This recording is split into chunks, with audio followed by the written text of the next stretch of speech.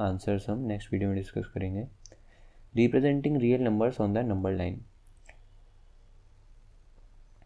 तो अब हमने पिछली वाली वीडियो में डेसिमल एक्सपेंशन निकालना सीख लिया है, दोनों रैशनल नंबर्स का इरेशनल नंबर्स का भी। हम देखेंगे फिर रियल नंबर लाइन पर किस तरीके से रिप्रेजेंट किया जाए। Suppose we want to locate 2.665 on the number line. We know that this lies between 2 and 3। अब जैसे 2.665 है तो ऑब्वियसली वो 2 और 3 के बीच में लाई करेगा। तो यहाँ पर देख सकते हैं आप कि 2.665 है तो 2.6 है यहाँ पर, और 2.67 यहाँ पर है, तो ऑब्वियसली ये नंबर कहीं 2.6 और 2.7 के बीच में लाई कर रहा होगा, यानी कि 2.6 और 2.7 के बीच में इधर कहीं। अब देखें तो ये है 2.665, यानी कि 2.665 है तो ये नंबर कहीं 2.66 और 2.67 के बीच में लाई कर रहा है।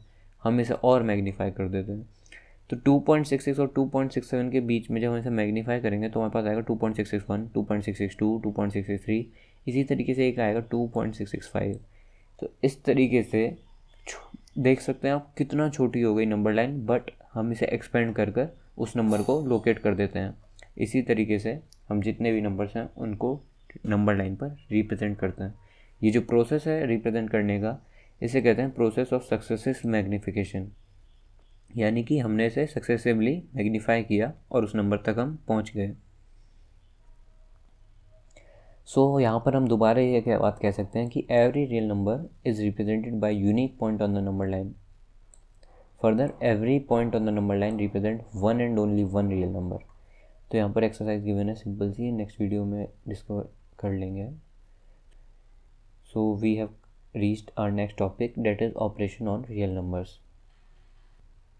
सो हमने पिछली क्लासेस में पढ़ा है कि जो रैशनल नंबर्स होते हैं वो सेटिस्फाई करते हैं कम्यूटेटिव, एसोसिएटिव और distributed laws for addition and multiplication. It turns out that irrational numbers भी सेटिस्फाई करते हैं commutative, associative and distributed laws for addition and multiplication को। However the sum different quotient and product of irrational numbers are not always irrational. यानी कि अगर मैं किसी दो इरेशनल नंबर्स को सम करूँ, सब्ट्रैक्ट करूँ, तो ज़रूरी नहीं है कि वो इरेशनल आए। जैसे कि अगर +√6 करूँ मैं -√6 के साथ, तो 0 बन जाएगा। 0 एक रैशनल नंबर है, तो ज़रूरी नहीं है कि वो इरेशनल ही बने। तो अब आगे बढ़ते हैं। तो अभी हमने देखा कि हमने रैशनल की रैशनल के साथ ऐड मल्टीप्लाई किया, हमने इरेशनल का इरेशनल के साथ ऐड मल्टीप्लाई किया। अब हम देखते हैं कि जब हम किसी रैशनल नंबर का इरेशनल नंबर के साथ ऐड या मल्टीप्लाई करते हैं, तो एग्जांपल के लिए √3 लेट से हमारे पास इरेशनल नंबर है। तो since √3 as a non terminating non recurring decimal extension, तो उसी तरीके से जो 2 + √3 है उसके लिए भी सेम हो गया, यानी कि मेरे पास एक रैशनल हो गया, एक इरेशनल हो गया। तो अगर मैं 2 + √3 को देखूँ तो ये भी क्या हुआ, एक इरेशनल नंबर हो गया। और इसी तरीके से अगर मैं 2 × √3 को देखूँ तो ये भी एक इरेशनल नंबर हो गया। Therefore both 2 + √3 and 2√3 are also irrational numbers. तो यहाँ पे बोला गया है कि check whether these are irrational number और नॉट। ये नेक्स्ट वीडियो में डिस्कस कर लेंगे जितने भी एग्जांपल्स हैं। तो अभी हम लोगों ने देखा कि अगर मेरे पास √2 है तो मैं उसे नंबर लाइन पर किस तरीके से फाइंड आउट कर सकता हूँ। तो हम देखते हैं कि इसी तरीके से हमारे पास कोई भी √x नंबर है पॉजिटिव, तो फिर हम उसे ज्योमेट्रिकली किस तरीके से फाइंड आउट कर सकते हैं। तो लेट्स से मेरे पास x 3.5 है और मुझे फाइंड आउट करना है √3.5 ज्योमेट्रिकली। तो उसके लिए मैं क्या करूँगा कि मैं कोई भी मार्क कर दूंगा डिस्टेंस 3.5 कोई भी फिक्स पॉइंट A से। लेट्स से मेरे पास पॉइंट A है, यहाँ से मैंने B तक 3.5 मार्क कर दिया, such that AB is equal to 3.5 units. From B mark a distance of 1 unit and mark the new point as C। अब मैंने क्या किया, B से मैंने 1 यूनिट एक्सटेंड किया और C पॉइंट तक उसे एक्सटेंड किया 1 यूनिट डिस्टेंस खींचकर। तो मुझे क्या करना है कि मुझे find the mid point of A and C। मुझे A पर एक कंपास रखना है और वहाँ पे परपेंडिकुलर बाइसेक्टर से मुझे इसका एक मिड पॉइंट निकालना है, तो मेरे पास O आ जाएगा। अब मुझे ड्रॉ करना है एक semi circle with centre O जिसका रेडियस होगा OC। तो मुझे OC रेडियस के साथ मुझे एक सेमी सर्कल यहाँ पर ड्रॉ करना है। अब मैं क्या करूँगा कि मुझे एक परपेंडिकुलर बनाना है AC से मुझे परपेंडिकुलर बनाना है जो कि B पर लाई कर रहा होगा और जाकर मीट करेगा सेमी सर्कल से D पर। तो जो डिस्टेंस BD आएगा वो आएगा हमारे पास √3.5। अब ये हुआ कैसे, क्योंकि ये तो चलो हमने एक नंबर ले लिया और हमने सिंपल सॉल्व करके दिखा दिया।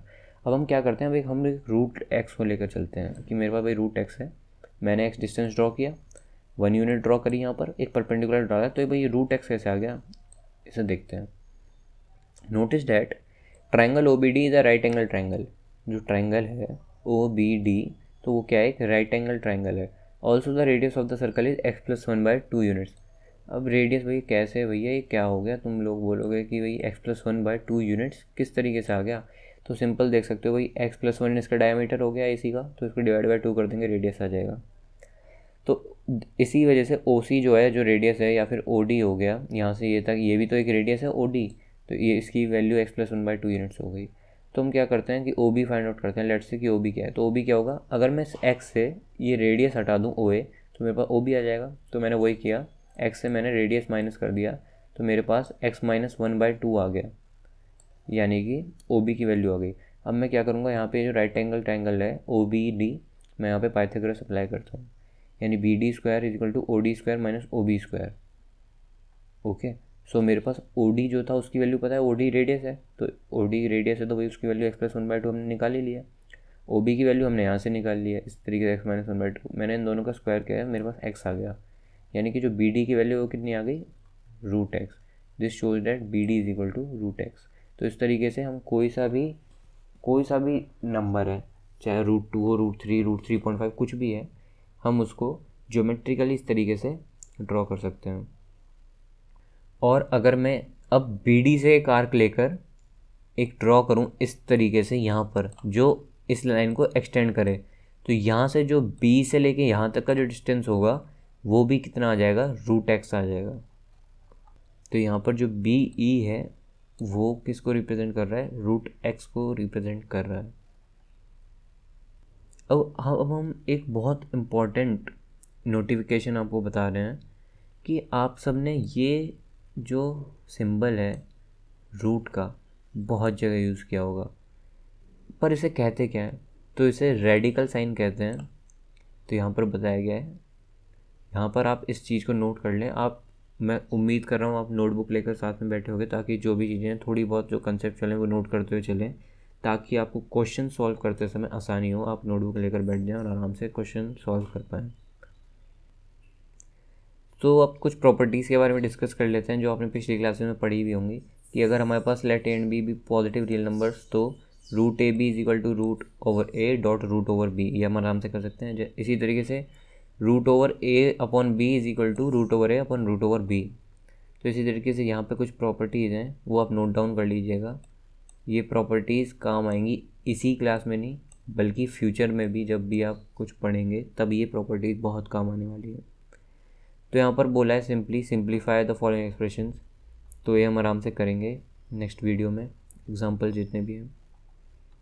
तो यहाँ पर अब हम आ जाते हैं laws of exponents for real numbers के बारे में। तो क्या आप रिमेंबर कर पा रहे हैं कि हम इन चीज़ों को कैसे सिंप्लीफाई करते थे, 17^2.17^5। तो सिंपल होता था कि हम 2 + 5 करते थे, 7 आ जाता था, तो 17^7 बन गया। इसी तरीके 5^2 होता था, तो 2 × 7 करते थे, 14 आ जाता था। इस तरीके से जब डिवाइड करते थे तो 10 - 7 करके 3 आ जाता था। और यहाँ पर जैसे 7^3 है, .9^3 है, तो 7.9 कलेक्टिवली 3 कर देते थे, तो इस तरीके से आ जाता था। तो यहाँ पर भी कुछ प्रॉपर्टीज़ गिवन है, ये प्रॉपर्टीज़ आपको याद रखनी है हमेशा के लिए इन द सेंस कि जब तक भी आप अपनी पढ़ाई करें। तो ये कुछ प्रॉपर्टीज़ हैं जो अभी भी काम आती हैं मेरे, जो मैंने क्लास 9th में पढ़ी थी, 8th में पढ़ी थी, वो मैं अभी भी यूज़ कर रहा हूँ। सो अब आपके दिमाग में ख्याल आता होगा कि a⁻0 क्या होता है। तो ये ऑब्वियसली 1 होता है, कि ये हमने सीखा भी है कि a⁻0 1 होता है। सो इसी तरीके से हम पता लगा सकते हैं डेट 1/a⁻n, a⁻n किस तरीके से है। तो यहाँ पर 1 है तो a⁻0 लिख दिया, और 0-n लिख सकते हैं हम इस चीज़ को, तो इसी वजह से a⁻n आ गया।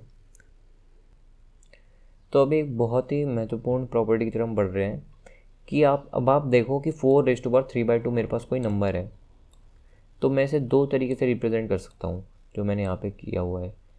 क्या पहला रिप्रेजेंटेशन हो सकता है 4⁻1/2 3, दूसरा रिप्रेजेंटेशन यहाँ पे हो सकता है 4^3^1/2।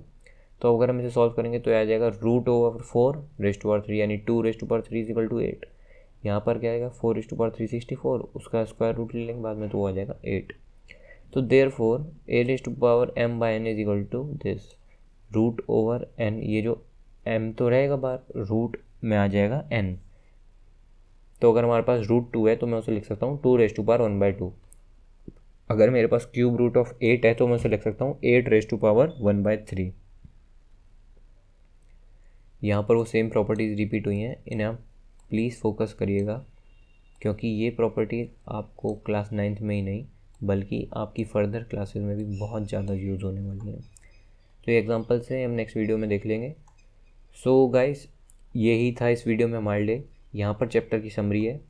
आप जो भी मैंने वीडियो में आपको पढ़ाया, मैं उम्मीद करता हूँ आपने लिखा होगा। पॉज कर वीडियो को आप लिख सकते हैं, उसे अपने अनुसार जो भी बेसिक चीज़ें हैं उन्हें तो नोट कर ही सकते हैं एटलीस्ट।